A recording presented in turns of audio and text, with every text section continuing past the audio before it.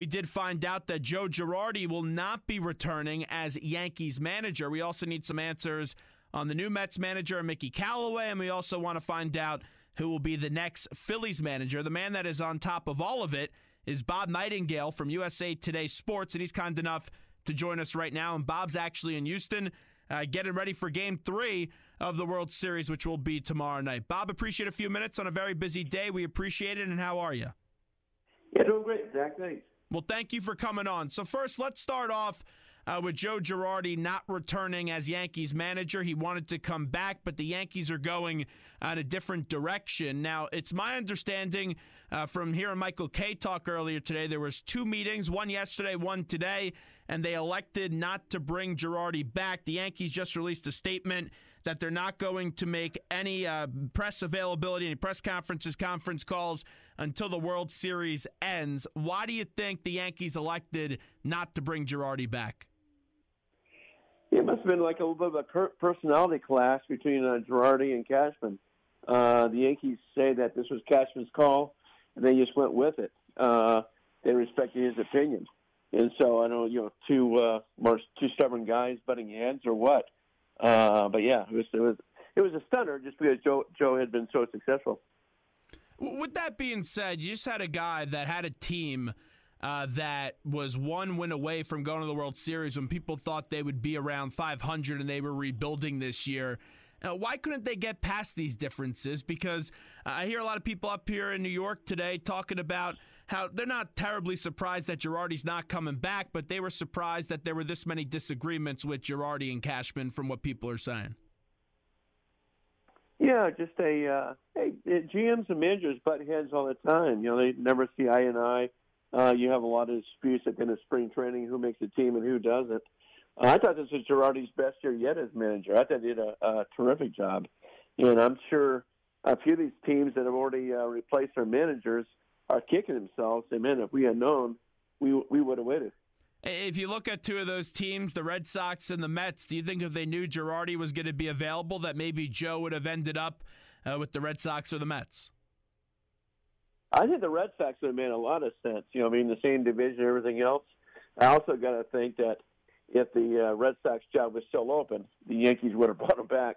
I don't think there's any way in the world they won't let him go to Boston, knowing what he knows about the organization. And, could really be a big help to their biggest rivals. If the Yankees were to have made the World Series, and obviously they still would have been playing, do you think they would have brought him back? Do you think that had any factor into this decision, or maybe it just made it a little bit easier because they didn't make the World Series way you can move on and make this move? I mean, I think if they made the World Series, I don't see how they could have made the move.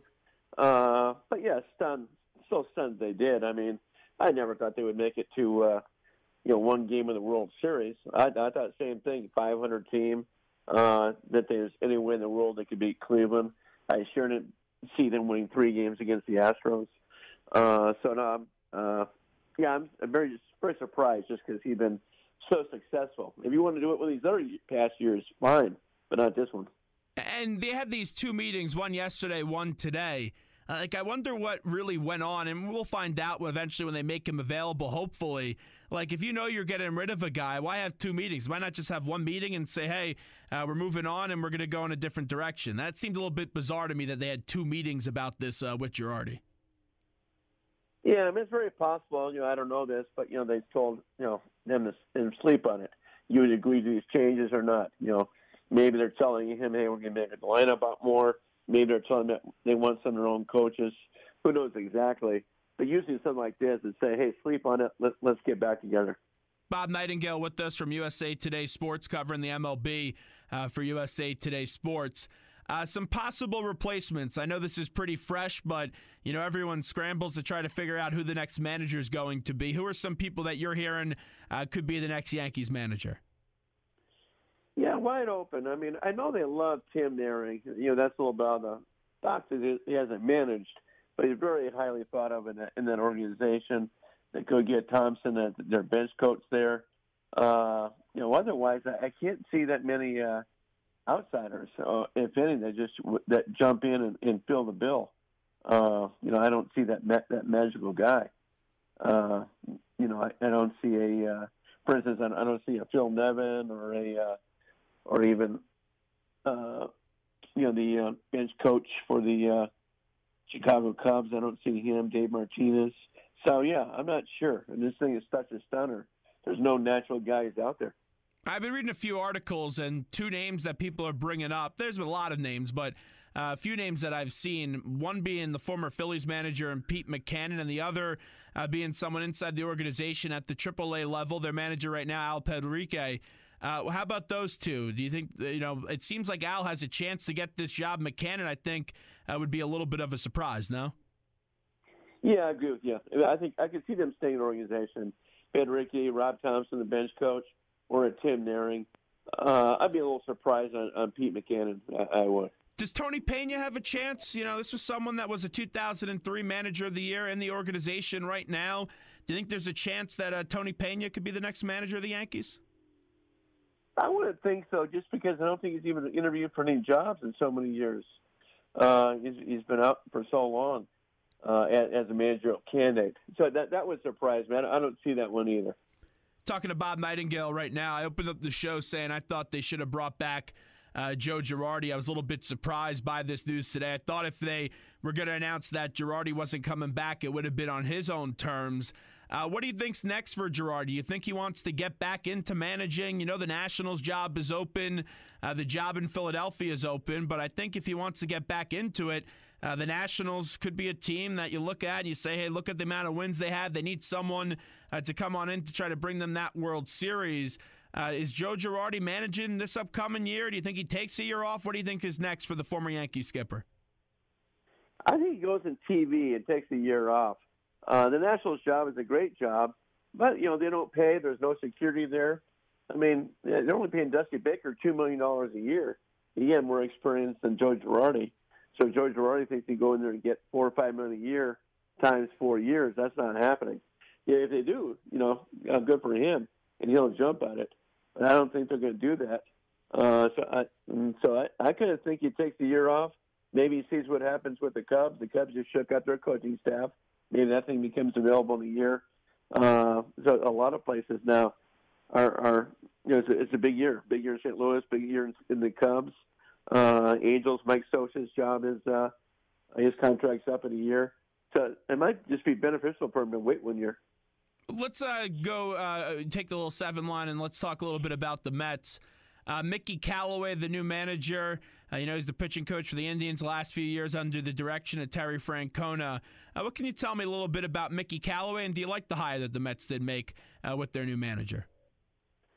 Well, he's certainly got a great personality and easy to talk to. The media likes him a lot. The pitchers do. I think the job is kind of a hybrid job, like you're managing at the major league level, but also you're helping develop as well. So it makes sense. They don't have to win next year. There's not that kind of pressure to win, but to develop pitching and everything else. So I think it's a good fit for the Mets at this time, because their window is probably 1 or 2 years here to win, and then it's back to development. If you look at their offseason plan this year, I'm really intrigued to see what the Mets do, because we know they've been cheap and there's been some circumstances that have been out of their control for why they're not able to spend money. But if you look at this Mets group and what Sandy Alderson is all about with this system, we know this is a team that they have some talent. They just got to stay healthy, but they do need to add in some more pieces with what they did trade away at the deadline. What do you expect the offseason plan to be this year for the Mets, as you did talk about the window that you alluded to a few moments ago? Well, I think it's just they're going to go with what they have, hope everybody bounces back. Must be the year that they had a year ago, and see what happens. And if things go south, then maybe you trade some guys at the trade deadline and start to rebuild. I think going into the year, they got to think, okay, we're going to bounce back, we're going to be competitive, and have a chance to take advantage. I mean, look at the NL East; it's the worst division of baseball and the most chaos. I mean, it's like every team in the whole division is messed up. There's flaws with every organization, whether it's the Nationals, not treating their managers right, to the mess in Atlanta, Miami, Philadelphia with a rebuild. So I think the Mets do have a much better chance than people think. You had the report the other day that the Phillies are zeroing in on Dusty Wathan. Gabe Kapler, also a finalist for the job. John Farrell, they did give him a call. They had a conversation with him. Joe Girardi is available as we know it. Who do you think? Do you still believe it's Wathan that gets the job with the Phillies? I do. They're still developing there. He knows those guys. Obviously impressed with what he did at the AAA level. And some of the guys who have been passed over for the job do believe it's Wathan's to lose. And, you got to talk to Girardi and see. I'm not sure Girardi wants to be part of a rebuild. So it probably makes sense to talk to Girardi before they do anything. But I think that the clear-cut favorite is Wathan. What are your thoughts on Matt Klentak? Because, he hasn't really done much here in Philadelphia. So he had some bad signings the last few years, but is still someone that has a team right now with a lot of young offensive talent. They need to improve that starting pitching for the future. But what are your thoughts on Matt Klentak and what he needs to do moving forward? Well, he's one of those guys in their big rebuilding program, like a lot of teams. But hey, we saw it work with the Cubs. We've seen it work for the Astros. Let's see if it works for the Phillies, and then the jury's out. Right now we just don't know how it's going to work. That's what I think that's the big question. Not every single rebuilding plan is going to work. So we'll see if it works or not. Right now, that's a big question throughout baseball. Bob, before we let you run, we know the World Series is in action right now, and you've been covering this entire thing for USA Today Sports. And last night, one of the more epic games that you'll ever see since you were in L.A., give us a little feel about what it was like to be in that ballpark last night for an epic game with some extra inning heroics. Well, you kind of saw it coming. In the seventh inning, I leaned over to a couple of guys and said, I think Houston wins this game. It's just, it's almost like a sabermetric nightmare for the Dodgers. They had this plan, and they're going to take they started off for 4 innings. Then they went through 3 relievers in a matter of 5 pitches. And you can't keep on counting on Kelly Jansen to pitch 2 inning saves all the time and think it's going to be perfect. So, then Ken Giles had his own problems with the Astros. But I thought it was a huge, huge win for the Astros. And I think they're clear to the driver's seat now. I'd be surprised if they don't win this series. I think the game that meant that much. I think they'll win at least 2 or 3 games in Houston, if not all 3, and close this thing out, but no more than 6 games.